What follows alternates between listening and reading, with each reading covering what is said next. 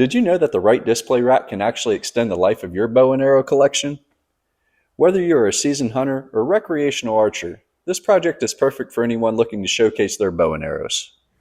I'm Dan, and today I'm going to show you how to build a bow and arrow display rack to showcase your gear while keeping it safe and organized. This display rack was made from only one 2x4 and a short section of 1x4. I always trim the ends to ensure the lumber is square and I have a clean cut. I will provide build plans in the description below that will clearly list the materials used along with measurements and angles of each cut. Use a speed square, and I believe in cutting once and measuring twice. Don't forget not to cut directly on the line as your boards will come up short. You want the blade to be beside the cut line. In this instance, the blade will be to the right of the cut line. This digital angle finder is super handy for a table saw to quickly and accurately adjust angles when cutting. I use this along with an upgraded miter gauge that doesn't break the bank. This miter gauge has zero play, is very accurate, and will save time. Both of these were a huge hit on my table saw videos, and I will provide a link to them below. Raise the blade so it's about an 1/8 inch higher than the top of the workpiece. Put on your PPE before making your cut. The bottom of each long outer section of the rack is cut at a 45-degree angle. Rotate the board and cut the other end at a 22.5-degree angle. I left the blade at a 22.5-degree angle to complete all of the rest of the cuts. I used a table saw and miter saw for the cuts, but you can do all of the cuts on a miter saw or even a circular saw, which is what I used when starting out. This step is completely optional, but I prefer to remove the rounded edges on the 2x4s. I prefer using a feather board and push stick for safety and accuracy.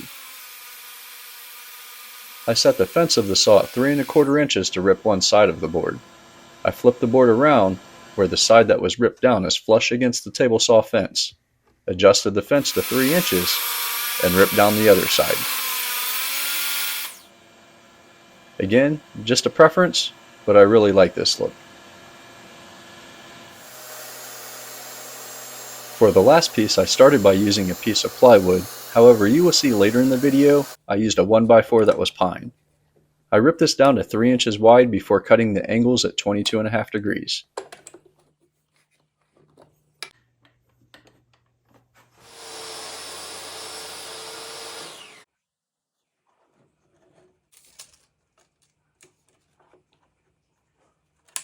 These cookies aren't the kind you eat, but have been a game changer in the workshop.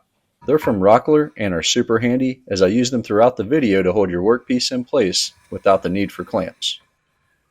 Mark the center of the 20.5 inch board and then make a mark for 6 1-inch holes evenly spaced. I do this for you in the build plans, so no need to do the math. I use a 1-inch Forstner bit for the holes. It takes a bit longer, but it comes out nice and clean. I used a piece of scrap wood from removing the rounded edge of the 2x4s, as I find this makes the holes much cleaner on the side underneath. The reason for going with the 1-inch holes was to accommodate the width of the different type of broadheads to avoid having to remove them from the arrows. I'm overdue for some nice Forstner bits, so if you have a preference, let me know in the comments below. Repeat the same process for the 6-inch board, marking the center of the board, and then make a mark for 6 3/8 inch holes evenly spaced.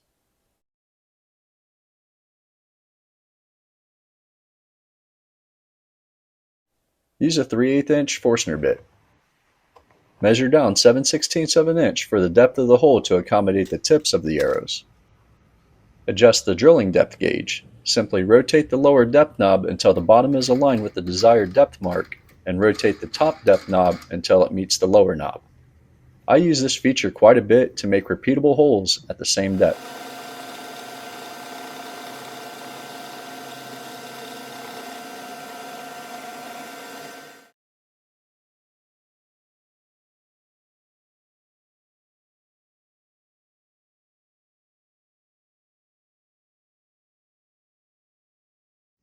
Place the board with the 1-inch holes on the cookies or clamp it down. It used to drive me nuts when I was newer, never knowing what bits people used. This is a 2000C 1/8 inch roundover bit from Whiteside. I started off with super cheap router bits and replaced the ones I use most with this nice set from Whiteside. It runs about $100, and I've been using the roundover bit like crazy. My only regret was not getting them sooner. Milwaukee makes a great router, and the 3.0 high output batteries are plenty of power and makes the router a lot lighter and easier to work with. This compact router also came with dust collection that was easy to hook up, capturing almost all of the dust.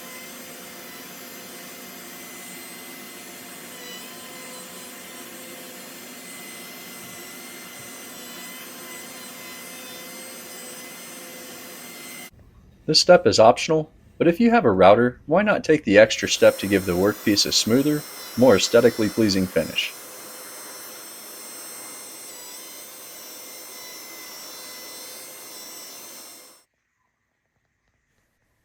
Do a dry test fit of all of the pieces. For the finish, instead of staining the wood, I went with the wood burning technique called Shishugiban. This torch hooks directly to your propane tank. I grab a small spray water bottle for any small flare-ups, and have a bucket of water along with a fire extinguisher if ever needed. Don't forget to wear gloves and eye protection. I place the lumber over split firewood, as it's that time of year for bonfires after the build. Make consistent passes, and don't be afraid to burn the lumber, as my preferred end result is making it look like alligator skin. You can do a light pass if you want, which I've done in the past applying a light burn, but I prefer a deep burn charring the wood as the end result looks much better to me, which is just a preference.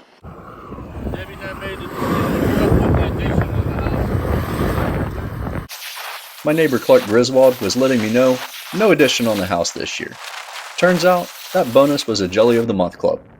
Now back to the build. Here's the gator look I was referring to earlier. A drill in this Nylax flat brush is a game changer. I used a hand brush before switching over to this process, and it saved an incredible amount of time and energy. Ensure to wear safety glasses, and a mask is critical as it puts out a lot of black soot that you don't want to breathe in. With it being 5 degrees outside, I used this clip of the brushing technique from a custom mailbox build video if you want to check that out, as the process was identical. The brushing technique is about just as important as the burn technique. A lot of people wonder how I get 3 different shades with a light, medium, and dark, and it's the technique of brushing. You can see here I have 3 colors going on, and to make it more noticeable, hold the brush down longer on certain sections you want to make lighter. And you can see it pops more, making one shade look black, another like a coffee color, and the other light. For assembly, I use GRK multi-purpose screws and Type Bond wood glue. I use longer 3 1/8 inch screws at the bottom to get a better bite into the wood, and 2 1/2 inch screws for the rest. Align and clamp down the 2 longer pieces cut at a 45-degree angle as shown. Pre-drill each hole first, aligning the drill bit with the angle of the board you are drilling into. An impact driver makes quick work out of driving the screws. I prefer these screws as they're easy to start, dry fast, have a precision fit, doesn't strip, and easy to countersink as shown without a countersink bit. I used the shorter screws at the bottom first, and these longer screws made it nice and sturdy. Glue up the 6-inch board next, and why use my glue applicator brush when I have my fingers?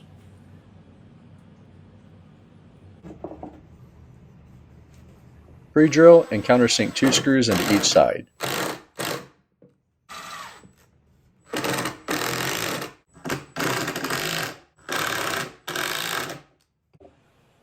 Glue up the longer board with 1-inch holes next, and measure the distance on each side to ensure it's the same. Pre-drill and countersink 2 screws into each side.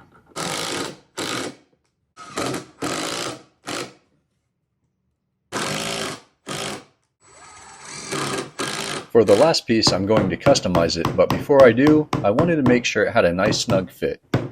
On the back of the board, measure and make a mark 16 inches on center to install it into studs.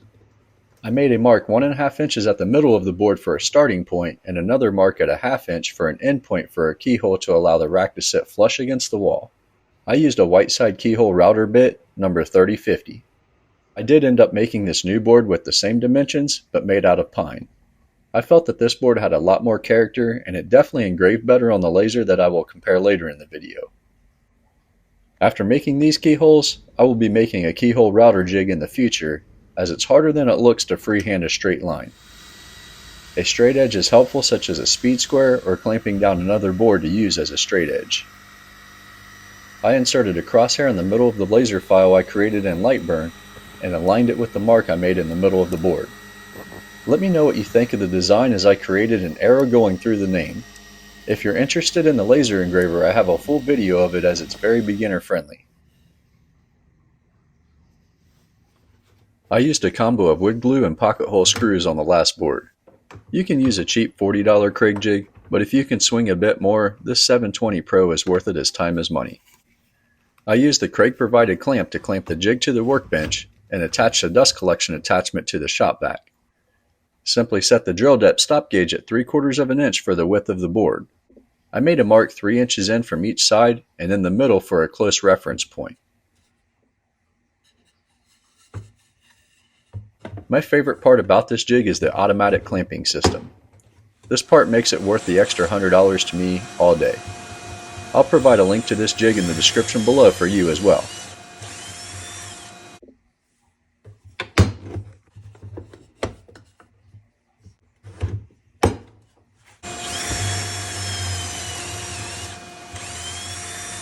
This jig made these 3 pocket holes effortlessly and no time flat with the auto clamp system and did excellent with dust collection. Let me know in the comments below what Kreg jig or pocket hole system you prefer. Use 3 pocket hole screws that are 1 1/4 inches long. Place each screw in the pocket and then take your time driving in each screw. The combo between the glue and pocket hole joinery is very strong. This is my favorite part of the build. I use boiled linseed oil to protect and seal the wood. Simply pour on the oil or soak it into the rag and wipe it in.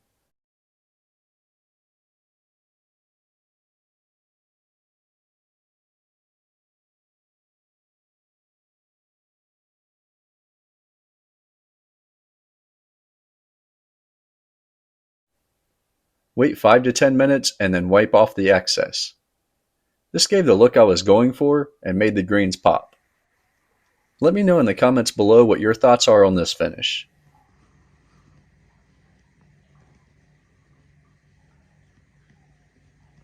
Here is a comparison of the pine piece versus original plywood. I like the character and laser engraving quality in the pine better.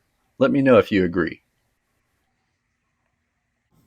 I wish I learned this painter's tip years ago for installing items with keyholes. Simply place the painter's tape evenly covering the keyholes. One tip is marking where each keyhole is at prior to covering it with tape, or you can also fill for it over the tape and see the outline.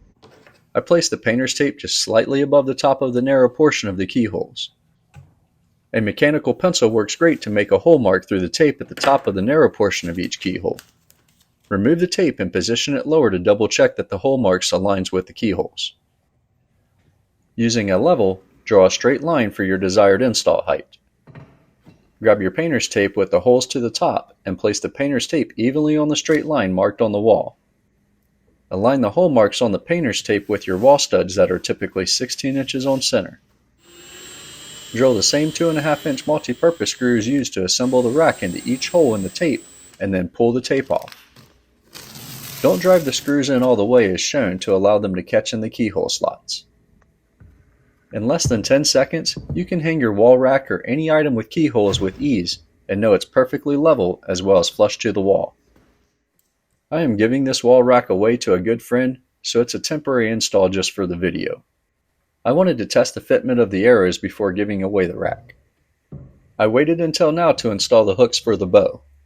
This allowed me to position the bow at a height that looked the best, as well as mark drill holes that align with the holes for this specific bow. After marking one side, use a level to mark the other side and make your mark in the center of the 2x4. I took some time to determine the hooks for the bow that were both strong as well as looked good. I decided to use these headlock flathead structure wood screws. I liked that they were very strong, black, and only about 2 inches of the 4.5 inches was threaded. Typically you drive the screws all the way in, but for this build I left the smooth part exposed and needed goof off to remove the sticky residue. Pre-drill each hole the depth of the threaded screw. Install each screw in carefully, ensuring it's straight and only the threaded part of the screw is fully inserted. Let me know what you think of this idea or if you have used something else.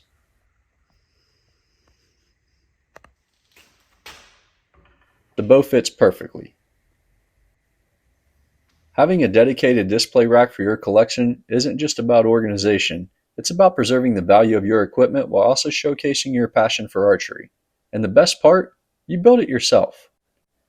Have your own display ideas? Drop a comment below and share your thoughts with me. Don't forget to like, share, and subscribe for more DIY projects, as I've got plenty more cool builds coming your way.